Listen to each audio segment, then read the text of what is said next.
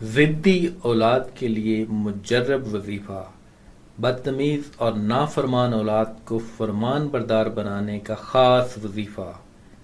7 دن کے اندر نتیجہ آپ کے سامنے ہوگا۔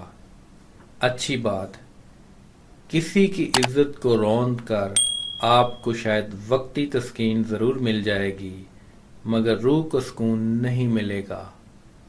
ناظرین، آج میں آپ کی خدمت میں ایک وظیفہ شیئر کروں گا جس کو پڑھتے ہی نافرمان اولاد بھی فرمان بردار ہو جائے گی۔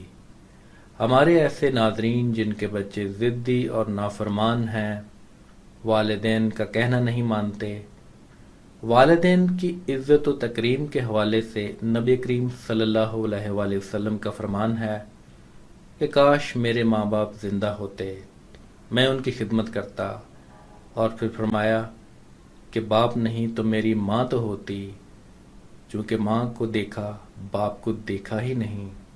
اور پھر فرمایا کاش میری ماں زندہ ہوتی اور میں مصلے پر کھڑے ہو کر نماز پڑھ رہا ہوتا اور ادھر سے میری ماں مجھے بلاتی، بیٹا محمد، تو میں نماز چھوڑ کر کہتا جی اماں جان میں حاضر، نماز پھر پڑھ لوں گا۔ دیکھا آپ نے اسلام میں والدین کی عزت و احترام کی کتنی تاکید کی گئی ہے۔ آج کل کی اولادیں اپنے والدین کی عزت نہیں کرتی اور نافرمانی کرتی ہیں۔ اللہ سے دعا ہے کہ اللہ ایسی اولاد کو راہ راست پر لے آئے اور اپنے والدین کا فرمان بردار بنا دے۔ اگر آپ کی اولاد بھی ضدی اور نافرمان ہے تو آج ہی اس خفیہ وظیفے پر عمل کریں اور اس کا جادوئی معجزہ اپنی جاگتی آنکھوں سے دیکھیں۔ عمل اور ضروری ہدایات۔ یہ وظیفہ آپ نے نماز عشاء کے بعد کرنا ہے اور سورہ الرعد کی آیت نمبر 36 کو 41 مرتبہ پڑھنا ہے، 3 مرتبہ درود پاک پڑھنا ہے، آخر میں اللہ پاک سے دعا مانگنی ہے۔ اس عمل کو 7 روز تک کرنا ہے۔ انشاءاللہ آپ کی اولاد کا ضدی پن ہمیشہ ہمیشہ کے لیے ختم ہو جائے گا، بدتمیز اور نافرمان اولاد فرمان بردار ہو جائے گی۔